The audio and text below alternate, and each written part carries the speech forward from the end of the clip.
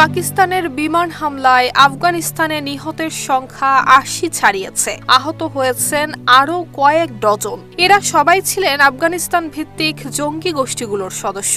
পাকিস্তানের নিরাপত্তা সূত্রগুলোর দাবি, হতাহতের এই সংখ্যা আরও বাড়তে পারে।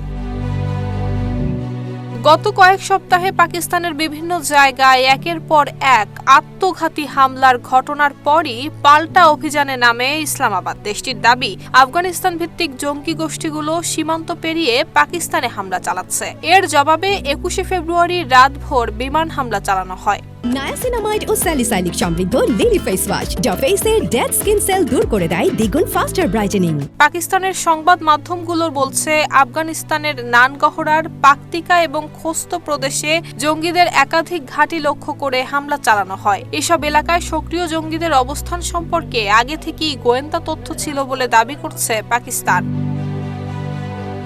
নিরাপত্তা কর্মকর্তারা জানিয়েছেন, অভিযানে ফিতনা আল খাওয়ারিজ নামে পরিচিত জঙ্গি নেটওয়ার্কের ৮০ জনেরও বেশি সদস্য নিহত হয়েছেন। পাশাপাশি পাকিস্তানের নিষিদ্ধ ঘোষিত সংগঠন তেহরিক-ই-তালেবান পাকিস্তানের সঙ্গে সংশ্লিষ্ট অন্তত ৬০টি জঙ্গি আস্তানা ধ্বংস করা হয়েছে। ধ্বংস হওয়া ঘাঁটিগুলোর মধ্যে রয়েছে নানগহরারের একাধিক সেন্টার, খোস্তের মৌলভি আব্বাস সেন্টার এবং পাকতিকার মোল্লা রাহবার এবং মুখলিসিয়ার সেন্টার। পাকিস্তানের দাবি, সীমান্তবর্তী অঞ্চলে জঙ্গিদের চলাচল এবং তৎপরতা ঠেকাতেই এই অভিযান চালানো হয়েছে। অভিযান শেষে ক্ষয়ক্ষতির চূড়ান্ত হিসাব এবং বিস্তারিত তথ্য প্রকাশ করা হবে বলে জানিয়েছে পাকিস্তানের সামরিক সূত্র। নুসরাত জাহান মেহেক, ঢাকা পোস্ট।